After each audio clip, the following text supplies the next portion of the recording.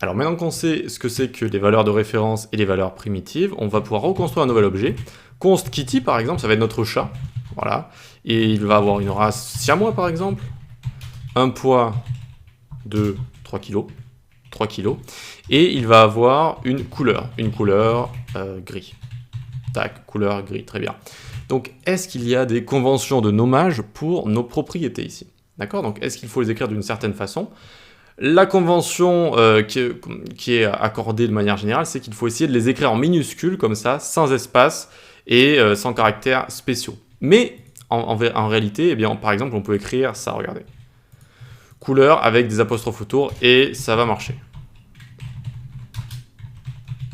Hop, point couleur, et regardez, ça fonctionne.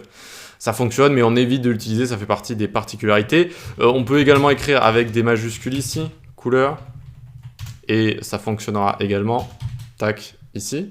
Ok, donc on essaie de garder une certaine convention et de tout écrire en minuscules, les propriétés, parce qu'on peut faire des erreurs, par exemple ça, couleur du chat, eh bien ça va fonctionner si on appelle ça sous forme de bracket notation, et on ouvre les apostrophes et on écrit couleur du chat ici. Bon, voilà, ça fait partie des particularités de JS, on évite de faire ce genre de choses. Par contre, ça nous mène à quelque chose d'assez intéressant, c'est la bracket notation, c'est-à-dire l'utilisation des crochets pour accéder à une propriété. Vous voyez, Kitty couleur, alors ici on n'oublie pas les apostrophes, tac, Kitty couleur, hop, et ça nous permet directement d'accéder à couleur juste ici. Donc on peut utiliser soit la bracket notation, soit la dot notation ici, point couleur. Ok? Donc c'est à votre guise. Là où c'est obligé d'utiliser notre bracket notation, c'est quand on va avoir des tableaux par exemple. Comment on fait pour supprimer une propriété? On a vu qu'on pouvait en rajouter, et voyons voir si on peut en supprimer. Eh bien oui, avec le mot-clé delete. Hop, delete comme ça tout simplement, puis kitty, point, poids. On lui enlève le poids, et on regarde si on y a toujours accès ou pas.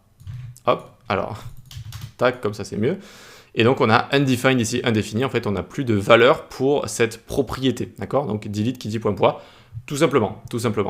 Ok pour ça, ensuite j'aimerais vous montrer que les objets peuvent être très complexes. Ils peuvent être très complexes, pourquoi? Parce que on peut imbriquer dans des objets, des nouveaux tableaux qui contiennent des objets, etc. etc. Par exemple, alors ici je ne vais pas m'embêter à trouver un nouveau nom, je vais écrire nouvel objet ici, hop, et là je peux écrire des nouvelles propriétés tout simplement, tac. Hop, et devinez quoi? Bah ici, je peux encore faire un nouvel objet. Tac, et continuer ça ad vitam aeternam. Je peux faire autant d'objets imbriqués que je veux, d'accord?